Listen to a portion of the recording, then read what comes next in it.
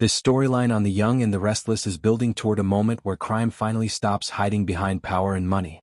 For a long time, several characters have believed they were smart enough, rich enough, or feared enough to stay ahead of the law. That illusion is now breaking down. What makes these potential arrests so shocking is not just who could be taken away in handcuffs, but how many lives are about to unravel at the same time. Everything ultimately circles back to Matt. He is the axis on which this entire story turns. Matt didn't just make one bad decision or act out of desperation. He built a pattern of criminal behavior that includes intimidation, violence, manipulation, and using other people as shields. For months, he survived by controlling information and frightening anyone who got too close to the truth. But that control is slipping. Too many people are aware of what he's done, and too many of them are no longer willing to stay silent. Once fear stops working, Matt has nothing left. That's why Matt's fate is now limited to only two possible endings. Either the police reach him first and he is publicly exposed, dragged away in handcuffs while everything he's done comes spilling out, or someone eliminates him before he can talk. There is no scenario where Matt walks away free, and there is no future where he simply disappears and starts over.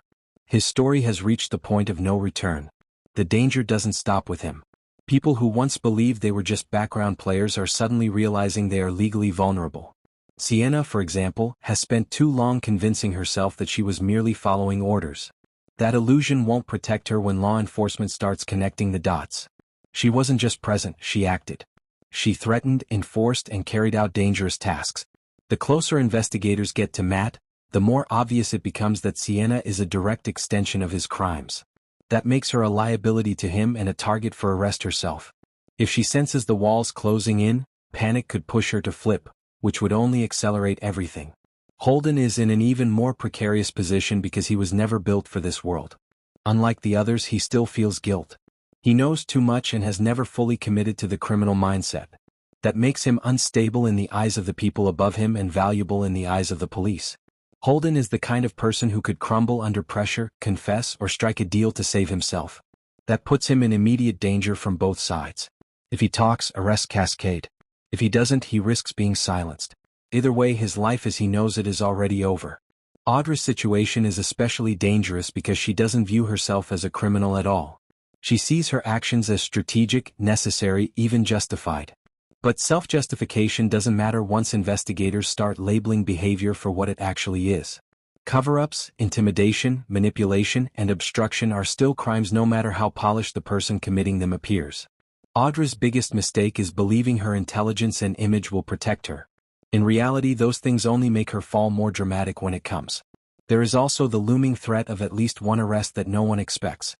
This is the kind that shocks everyone because the person involved didn't see themselves as part of anything illegal. They helped once, lied once, destroyed something once, or stayed silent when they shouldn't have. That single decision now has consequences. This is how these stories always work. When the truth starts pouring out, it doesn't stop at the obvious villains.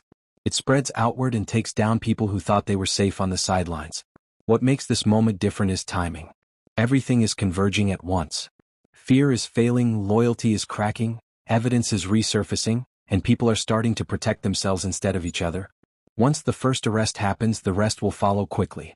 Confessions trigger more confessions. One charge leads to another. One person trying to save themselves brings down everyone else. By the end of all this, Genoa City won't just be dealing with arrests. It will be dealing with the fallout. Reputations will be destroyed, alliances will collapse, and lives will be permanently altered.